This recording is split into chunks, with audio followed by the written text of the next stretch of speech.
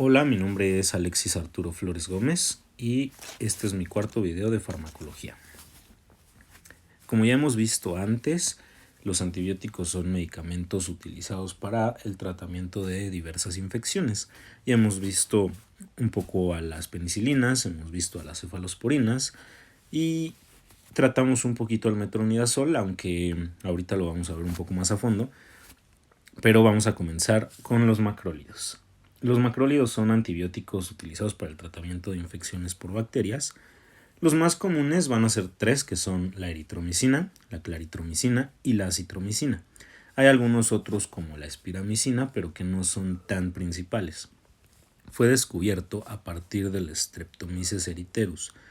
El primero de todos fue la eritromicina, ya después se fueron obteniendo otros con algunos beneficios diferentes, ¿no? Por ejemplo, la claritromicina y la acitromicina, que ya son derivados semisintéticos y estos pues tuvieron una mejor penetración tisular, tuvieron un mayor espectro en el caso de la claritromicina. En cuanto a la manera en la que funcionan, van a inhibir la síntesis proteica, actuando en el sitio P en la subunidad 50S ribosomal de la bacteria. No va a permitir que llegue el aminoácido al ARN y bueno, este va a ser principalmente bacteriostático, pero puede llegar a ser bactericida, esto dependiendo de la especie atacada, la concentración del medicamento, la fase de crecimiento de la bacteria y el tiempo de administración. Solo atacan microorganismos en replicación y van a ser buenos contra gram positivos, pero malos contra gram negativos. La claritromicina sería la única que, digamos, tiene un espectro contra gram negativos más aceptable. Va a tener un efecto post-antibiótico, que recordemos que es cuando las concentraciones caen y ya no están en la mínima efectiva, pero sigue existiendo una acción porque se inactivan algunos elementos como enzimas que se activan de manera muy retardada. Las indicaciones de los macrólidos van a ser principalmente cuando existe alergia a las penicilinas en infecciones leves o moderadas y van a estar contraindicados en pacientes con hipersensibilidad a la eritromicina u otros macrólidos y bueno, pues esto sería dado por los pacientes al decir que han tenido reacciones alérgicas previas a estos medicamentos. Hablando de su farmacocinética, la absorción puede variar por los alimentos. La mayoría de las veces la absorción se va a ver disminuida, así que hay que tratar de tomarlos sin haber comido alimentos en, digamos, el tiempo reciente a la toma del medicamento. Tiene una buena difusión en los líquidos corporales, excepto el cefalorraquídeo, y por lo tanto va a tener una buena distribución en el organismo. Su metabolismo va a ser principalmente hepático y dado por el citocromo P450. La unión a proteínas va a ser buena, alrededor de un 70%, y la excreción va a ser principalmente biliar y también renal. En cuanto a dosis, tenemos aquí tres opciones, que son las, como ya dije, más comunes. Vamos a tener la eritromicina, que se puede tomar 250 miligramos cada 6 horas, la claritromicina, que van a ser de 250 a 500 miligramos cada 12 horas, y la acitromicina, que van a ser 500 miligramos cada 24 horas. Hay que decir que en el caso de la acitromicina van a ser solamente 3 tomas, o sea que esto podría ser benéfico para no tener un tratamiento muy largo, pero también podría ser un poco malo para las personas que creen mucho en, pues en el efecto placebo, ¿no? Porque son muy pocas tomas y entonces podría pensarse no va a funcionar, pero pues no es precisamente eso. Sí tiene una función, pero pues es un tratamiento corto. Finalmente, como un dato importante de los macrólidos, su uso en los primeros días para las infecciones puede ser bueno, pero si la infección ya es avanzada va a ser difícil. La mejor opción podría ser la claritromicina, pero igualmente no sería fácil de combatir para los macrólidos.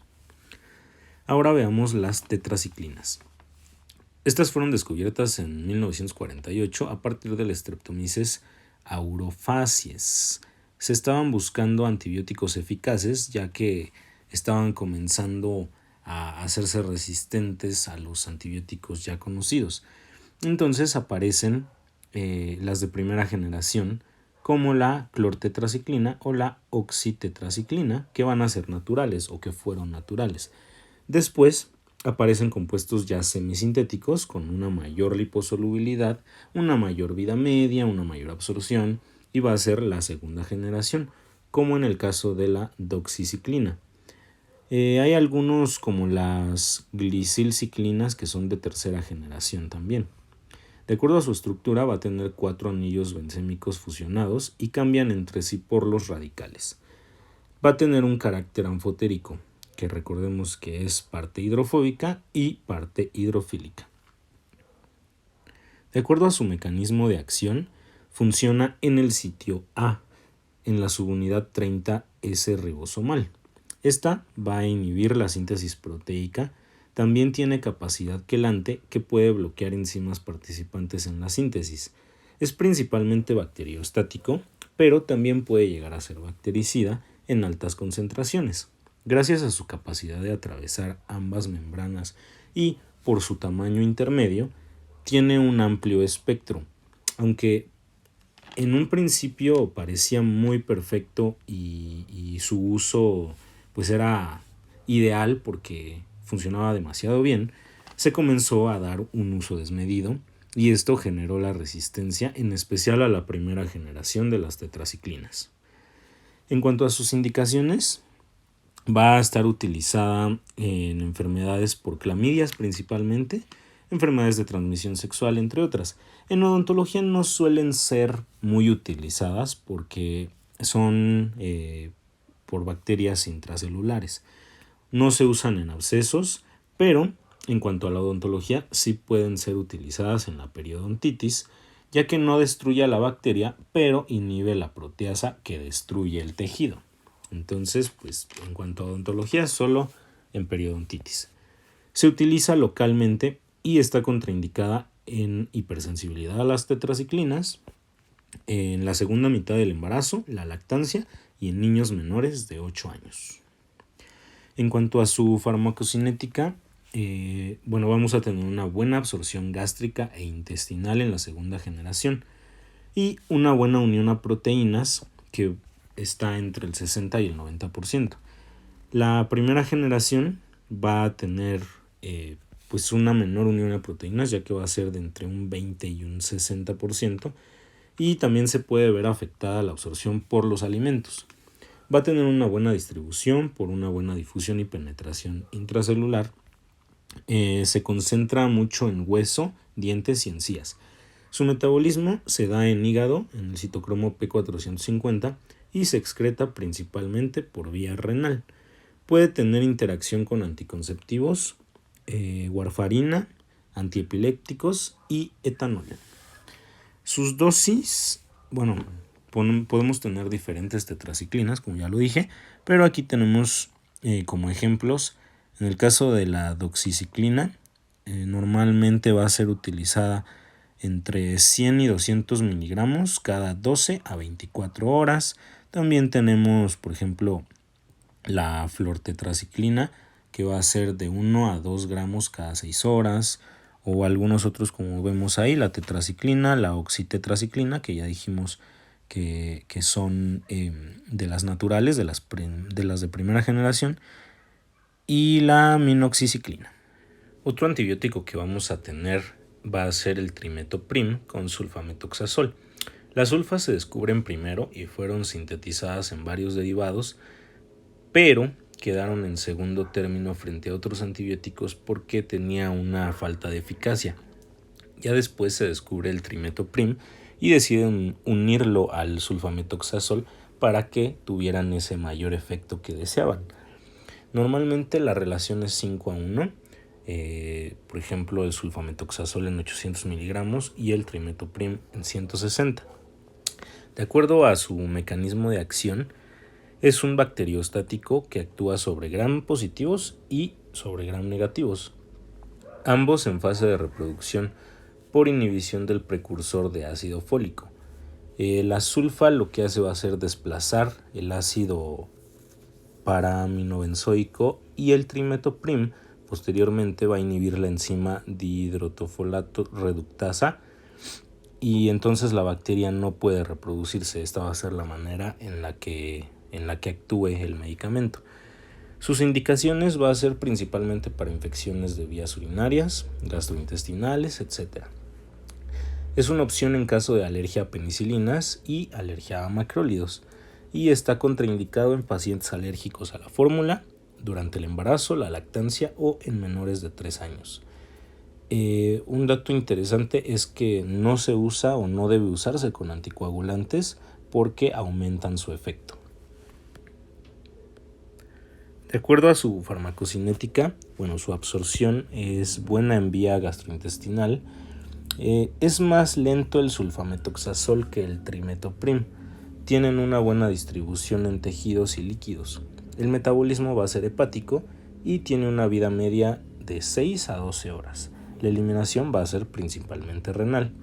Y de acuerdo a la dosis, como ya dije, van a ser 800 miligramos sobre 160 cada 12 horas, y en el caso de los niños va a ser de 8 a 10 miligramos por kilogramo por día. Otra opción de administración para este medicamento puede ser en la presentación de 400 miligramos de sulfametoxazol sobre 80 miligramos de trimetoprim. Igualmente se puede tomar cada 12 horas. Esto va a depender de qué tanta dosis necesitemos de acuerdo a la infección que se esté tratando. El caso con este medicamento es que va a tener una mayor prevalencia a las alergias porque son 2 medicamentos. Ahora, las quinolonas. Estos van a ser una familia de antibióticos que se crea en 1962.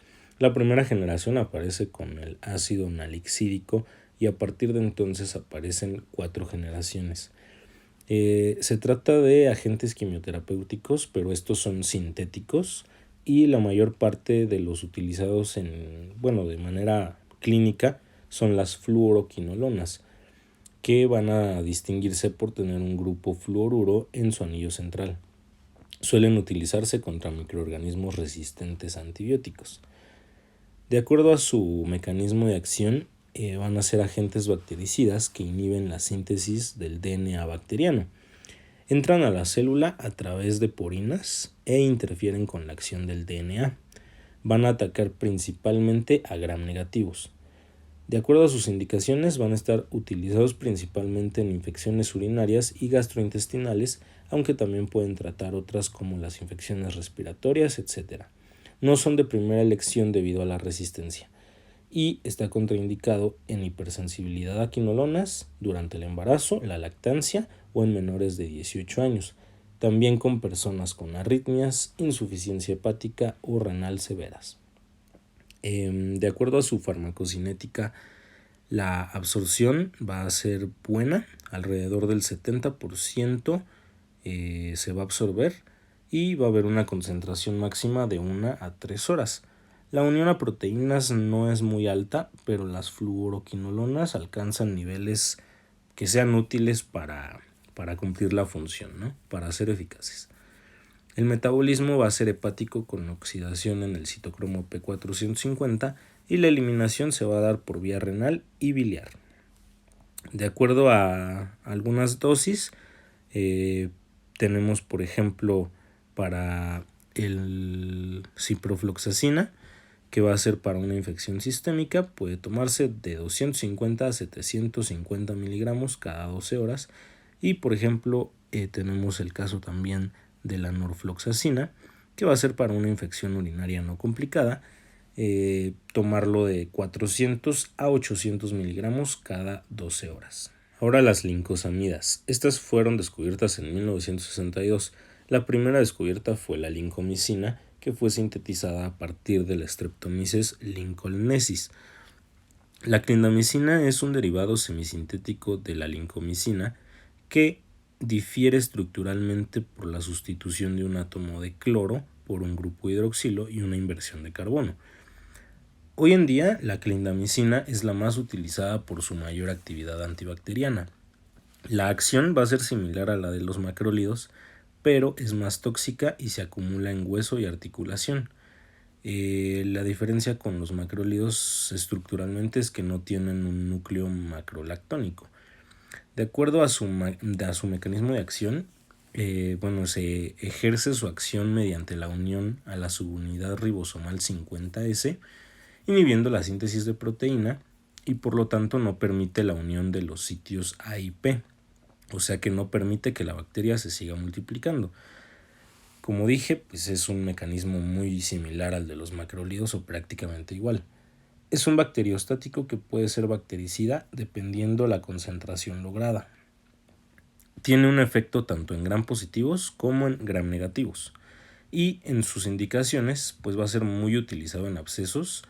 Está indicada principalmente para alérgicos a penicilinas, o sea, pues es una alternativa, por ejemplo, a la amoxicilina.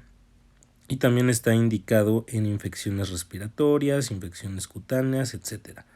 Está contraindicado en pacientes hipersensibles a lincomicinas y tampoco se debe tomar con macrólidos porque si se toma con macrólidos sucede una interacción antagonista. De acuerdo a su farmacocinética, se absorbe por vía oral de manera rápida, su distribución es amplia y puede alcanzar tejidos de difícil acceso, por eso es que es tan buena opción para los abscesos, y el metabolismo va a ser hepático y se elimina por orina y bilis. En cuanto a la dosis, por ejemplo tenemos la lincomicina para adultos, tomarla 500 miligramos de cada 6 a 8 horas. En el caso de los niños, 30 a 60 miligramos por kilogramo por día. Y en el caso de la clindamicina para los adultos, de 500 a 600 miligramos cada 6 horas. Y para los niños, de 10 a 25 miligramos por kilogramo por día. Ahora hablemos del cloranfenicol. Este es descubierto en 1947, es un antibiótico obtenido del Streptomyces venezuelae y actualmente se crea de manera sintética.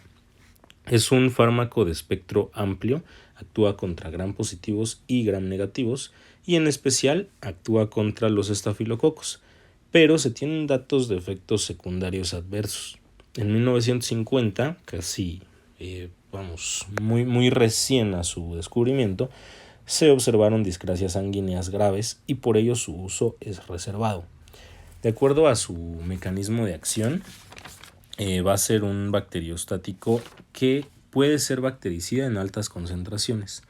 Se une a la subunidad 50S ribosomal, inhibiendo la formación de enlaces peptídicos y por lo tanto la síntesis de proteínas. El mecanismo va a ser igual que el de los macrólidos y las lincomicinas, como ya hemos visto anteriormente.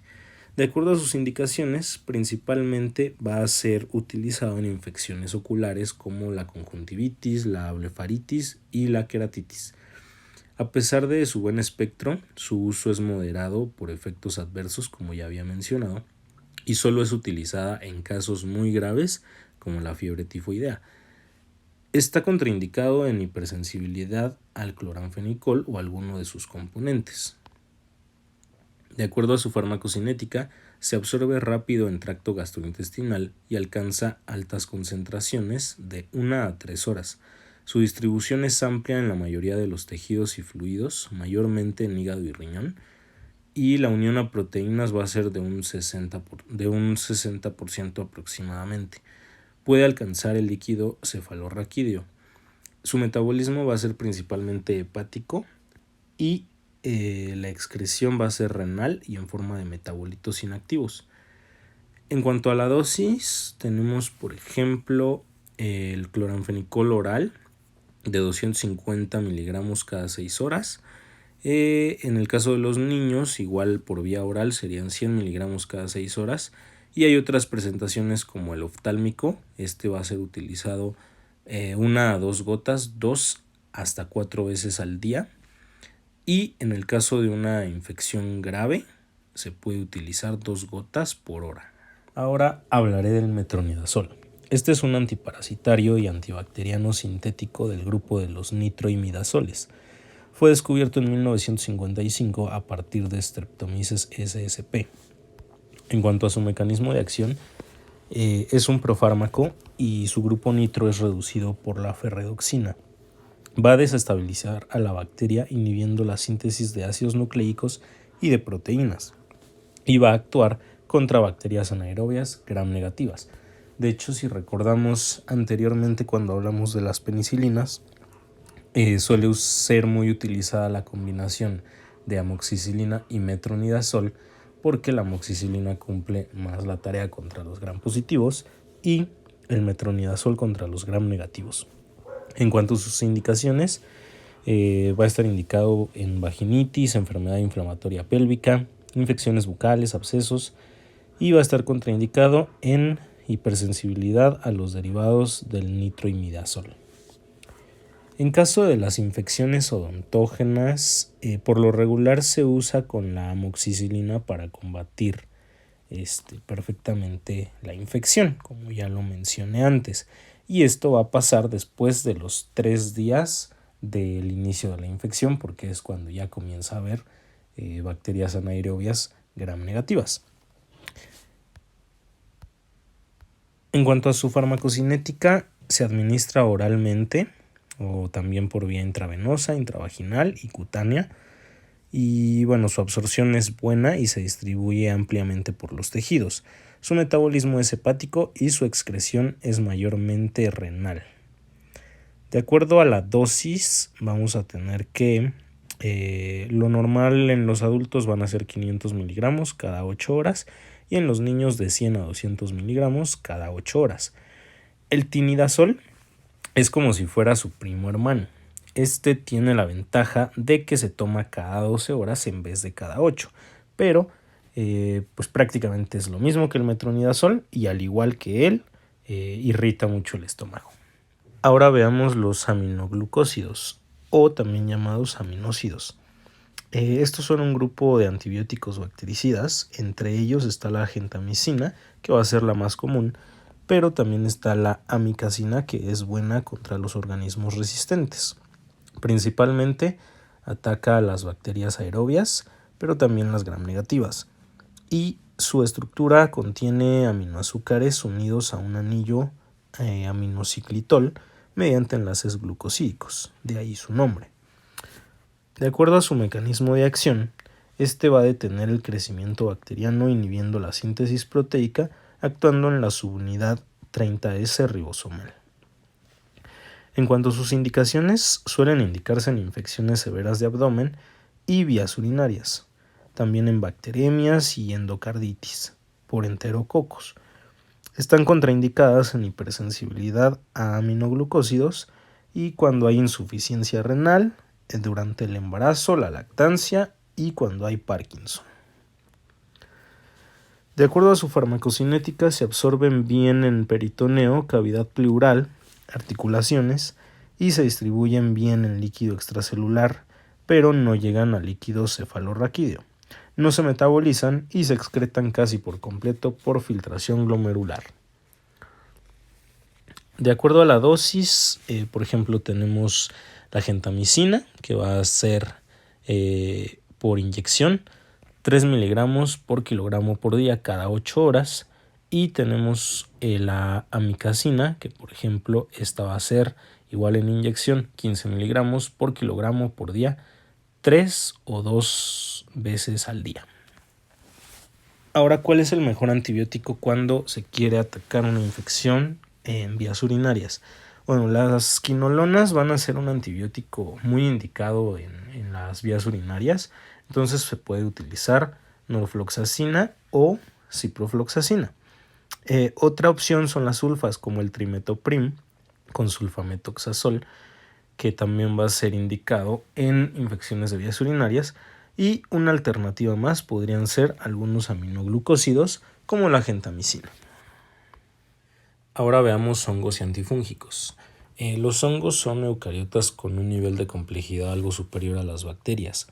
Estos portan esporas y tienen una reproducción sexual y también asexual. Pueden ser unicelulares y pluricelulares mediante ramificaciones. Sus manifestaciones son variadas, normalmente de carácter subagudo y sin dolor. Estructuralmente tienen una pared celular muy rígida. Gracias a la quitina, este va a ser el elemento importante para esa rigidez. En la parte exterior hay una capa de proteínas y glucanos que permite su fácil adherencia en otras superficies y en el interior hay una membrana lipídica con ergosterol que va a ser el elemento que le dé la integridad a la membrana. Un dato importante es que el ergosterol solo es sintetizado por el propio hongo y no lo pueden obtener de otro medio. Ahora, ¿qué son los antifúngicos? O también llamados antimicóticos. Bueno, son sustancias capaces de evitar el crecimiento de los hongos. Inicialmente se comenzó el estudio de las benzimidazoles y la anfotericina B. A partir de ahí comenzaron a aparecer en variedad. Su mecanismo de acción es que se encarga de inhibir la síntesis de ergosterol, ya sea inhibiendo enzimas del proceso o un ataque directo cuando ya se está sintetizando. Por eso es que el ergosterol es tan importante. Si el ergosterol no está funcionando como debe de ser, entonces la membrana comienza a perder integridad y posteriormente va a ser destruida. Ahora hablemos un poco más específicamente de algunos antifúngicos. Primero tenemos la nistatina. Esta fue descubierta en 1950 a partir del Streptomyces nourei y fue el primer antifúngico. Es un macrólido. Este actúa inhibiendo la función del ergosterol en la membrana o pared fúngica. Puede actuar como un fungicida dependiendo de la concentración administrada. Está indicado en infecciones por Candida albicans, como la candidiasis rinofaringea, vulvovaginal o digestivas, etc. Está contraindicada en hipersensibilidad a la fórmula. De acuerdo a su farmacocinética, la absorción en tubo digestivo es mala y la distribución no es notable. El 95% se metaboliza y se excreta por vía renal. Su uso en mucosas, vagina y boca es lo principal. Y de acuerdo a la dosis, va a ser usada en suspensión de 1 a 6 mililitros cada 6 u 8 horas. Y tenemos también los azoles que van a ser un grupo de antifúngicos. Primero tenemos el clotrimazol. Este fue descubierto en 1969 y es comúnmente utilizado en crema para infecciones micóticas. Su mecanismo es que funciona inhibiendo el crecimiento del hongo, alterando la actividad enzimática en la pared fúngica. Se une al ergosterol y causa un desorden que conduce a su muerte. Las indicaciones es que está utilizado principalmente para infecciones dérmicas como la tiña y el pie de atleta. Hay presentaciones diferentes como la líquida para los oídos, pero lo normal es utilizarlo en crema y está contraindicado en casos de hipersensibilidad. Su farmacocinética es que la absorción es pequeña, en piel del 0.5% y es más significativa en mucosa vaginal, aumenta de un 3 a un 10%. Se metaboliza en hígado y se excreta vía renal. La dosis es que se utiliza una capa delgada de crema al 1% de 2 a 4 veces al día durante 1 hasta 4 semanas, dependiendo el tiempo que se necesite. Otro de los azoles es el ketoconazol. Este es un antimicótico azólico de la clase imidazol, como el clotrimazol y el itraconazol. Su mecanismo es que altera la permeabilidad de la membrana, provocando una disminución de ergosterol. Las indicaciones es que comúnmente se utiliza para infecciones candidiásicas cutáneas en cabello y en uñas. Está contraindicado en hipersensibilidad a la fórmula. En su farmacocinética, requiere de un medio ácido para su buena absorción. Por lo tanto, se recomienda tomar algo o comer algo para provocar ese medio ácido y que la absorción sea beneficiada. Alcanza buenos niveles plasmáticos, ya que tiene una buena unión a proteínas del 99% y se metaboliza en hígado por citocromo P450 y su excreción es principalmente por vía biliar. La dosis es que, si es vía oral, de 200 a 400 miligramos por día y en crema de 1 a 2 veces al día durante 2 hasta 4 semanas. Y finalmente tenemos el itraconazol. Se trata de un derivado itridazólico de buena función antifúngica. Es un derivado triazólico de última generación. Este funciona inhibiendo las enzimas necesarias para la síntesis del ergosterol y así pues la estructura de la pared fúngica se ve deteriorada. Está indicado para infecciones micóticas cutáneas y contra infecciones sistémicas. Está contraindicado para pacientes hipersensibles a la fórmula durante el embarazo y la lactancia, a menos que el beneficio sea más que el riesgo.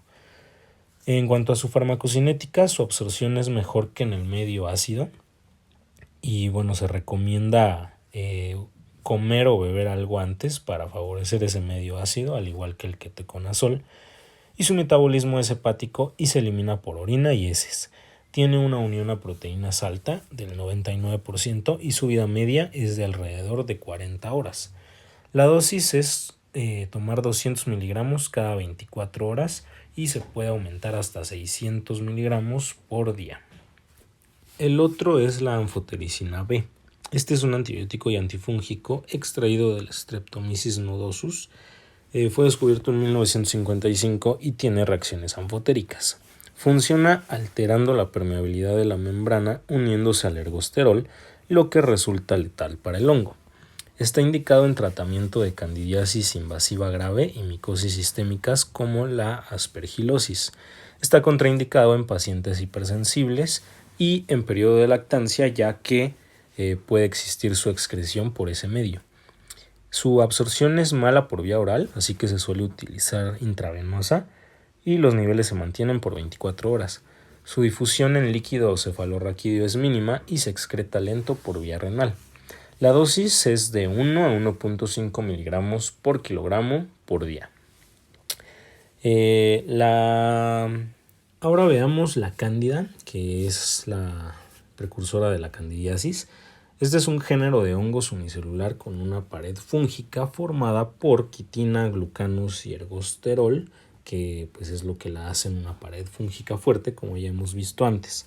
La especie más significativa en clínica es la Candida albicans, ya que esta es comensal de mucosas humanas como la oral, digestiva y genital. Tienen una fácil adherencia a estas superficies y se adaptan a las condiciones muy bien para crecer y proliferar.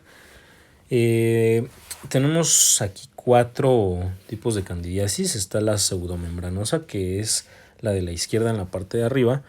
Esta es caracterizada por la presencia de placas blancas o amarillentas, blandas o gelatinosas, y normalmente se ve en bebés y ancianos. Se eliminan por raspado, pero este deja lesiones ulcerativas, ya que debajo hay eritema. Luego tenemos la eritematosa, que va a ser la de la izquierda en la parte de abajo. Se observa como una placa roja o enrojecida de bordes mal definidos y es frecuente en dorso de la lengua y el paladar. Esta provoca inflamación y dolor, pero no puede ser retirada por raspado como la pseudomembranosa. Se necesita usar medicación.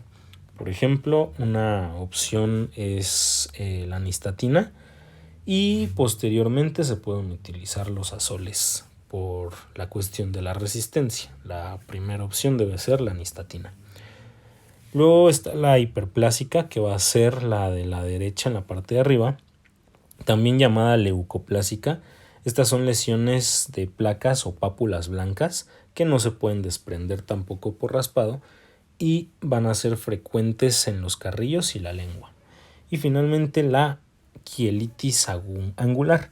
Esta va a ser la de la derecha en la parte de abajo y va a ser un enrojecimiento en las comisuras labiales. Normalmente es bilateral y pues se pueden hacer grietas, fisuras o costras, y esta puede ser por envejecimiento, serostomía, etc. Pero también puede ser por una infección y es cuando es una quelitis angular. ¿Cuál es el antidimicótico de elección en la cándida bucal? Bueno, pues va a ser la nistatina principalmente. La nistatina es un antimicótico correcto para una primera opción, 1 a 2 mililitros cada 8 horas. Los azoles deben ser mantenidos como una segunda línea para evitar su resistencia. Y bueno, pues si es necesario utilizar uno de los azoles, puede ser el ketoconazol de 200 a 400 miligramos por día. Ahora veamos qué es el herpes. El herpes es una infección viral que desarrolla ampollas acuosas en la piel y membranas, inhibe la presentación de antígeno y por lo tanto la función de CD8. Vamos a tener herpes labial, que es la imagen de la izquierda, y se trata de ampollas llenas de líquido sobre los labios o alrededor de ellos. Al romperse se forma una costra y suele curar entre 2 y 3 semanas y no dejar cicatriz. Luego tenemos el herpes genital, que va a ser una enfermedad de transmisión sexual, es el de la derecha, y igual son llagas, pero en los genitales. Ambos pueden contagiarse por besos, por sexo oral, relaciones sexuales, y se puede transmitir de labial a genital. Y finalmente tenemos el herpes zóster, o también llamado culebrilla, que va a ser el de la imagen de abajo, y es un salpullido o ampollas en la piel, ocasionado por el mismo virus de la varicela. De hecho, aparece después de ya haber tenido varicela y no es contagioso. A diferencia de los otros dos, puede dar algunos síntomas más comúnmente, como fiebre y dolor de cabeza. Los antivirales pueden hacer más corto el padecimiento o menos severo. Vamos a hablar ahora del aciclovir y el valaciclovir. El aciclovir es un fármaco antiviral derivado de la guanosina para el tratamiento del herpes y la varicela zóster. Funciona impidiendo la replicación viral, disminuyendo la extensión y la duración de la enfermedad. Se toma 800 miligramos cada 4 o 6 horas vía oral, y también existe intravenoso o tópico. Tiene una baja citotoxicidad. El valaciclovir va a ser un éster del aciclovir. Prácticamente cumplen el mismo objetivo, pero puede tener una mejor absorción y ser un poco más eficaz contra el dolor. Se va a tomar de 800 a 1000 miligramos cada 8 horas. Ambos se deben utilizar en la fase de prodromo y se va a lograr un mayor efecto en esa fase. Van a disminuir el 80% de los síntomas si se hace de esa manera. En el caso de la influenza, el aciclovir no sirve porque está indicado en herpes y varicela. Tiene una actividad antiviral limitada y es muy específico, por lo que no tendría una acción contra la influenza. Esta requiere de zanamivir, que sí va a actuar contra la influenza A y B. Ahora, el alcohol y los medicamentos.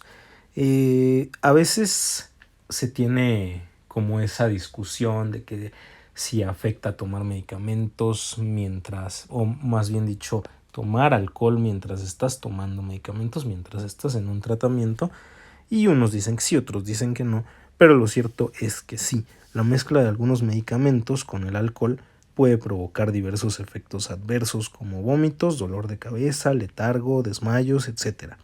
Otros pueden ser hemorragias internas o problemas cardíacos o respiratorios. Esto debido a que la interacción del etanol con algunos fármacos puede resultar en una potenciación del efecto o un aumento de toxicidad, o por el contrario, disminuir los efectos esperados o anularlos por completo. Por ejemplo, el paracetamol aumenta sus efectos tóxicos, o otro ejemplo podría ser el diclofenaco, que puede provocar sangrado en el estómago. La glucosilación avanzada, los productos de la glucosilación avanzada son los AG por sus siglas en inglés, y son altamente reactivas, prooxidantes, inflamatorias y aterogénicas. Derivan de la oxidación de los hidratos de carbono, lípidos y aminoácidos, y son producidos durante la oxidación normal de la glucosa en reacciones no enzimáticas. Se modifican estructuras y funciones de las moléculas, conllevando a factores inflamatorios, y afecta directamente a la filtración glomerular y la progresión de enfermedad renal. Esto puede afectar a la eliminación de los antibióticos utilizados en los tratamientos contra infecciones, y por lo tanto dificultar su utilización o actividad en el organismo. Ahora daré un diagnóstico y un posible tratamiento pues en lo que se presentan estas imágenes. La primera, que va a ser la de la izquierda en la parte de arriba, va a ser un herpes, ya que se ven las ampollas acuosas. El tratamiento puede ser aciclovir 800 miligramos cada 4 horas durante una semana. En la segunda imagen, que va a ser la de la derecha en la parte de arriba, tenemos una celulitis facial odontógena, ya que se ve una inflamación de los tejidos desde la mandíbula hasta el pómulo. El tratamiento sería amoxicilina 500 miligramos cada 8 horas y se puede sumar el metronidazol en la misma dosis si la infección lleva más de 3 días, ya que ya habrían aparecido anaerobias gram negativas. En caso de alergia se puede usar un macrólido como la claritromicina 500 miligramos cada 12 horas o una lincosamida como la clindamicina 600 miligramos cada 6 horas desde 3 hasta 7 días y se puede extender a 10. En la tercera imagen, que va a ser la de la izquierda en la parte de abajo, tenemos una alveolitis seca, ya que se ve inflamación luego de haberse realizado una extracción o la pérdida del diente. Aquí hay que administrar un analgésico, como lo podría ser el ibuprofeno, de 400 a 600 miligramos cada 6 u 8 horas. Aparte de eso, también se tendrían que dar algunos cuidados como no escupir, no fumar y una limpieza cuidadosa principalmente. La cuarta imagen, que es la de la derecha en la parte de abajo, es una candidiasis eritematosa por la presencia de la placa enrojecida en el paladar.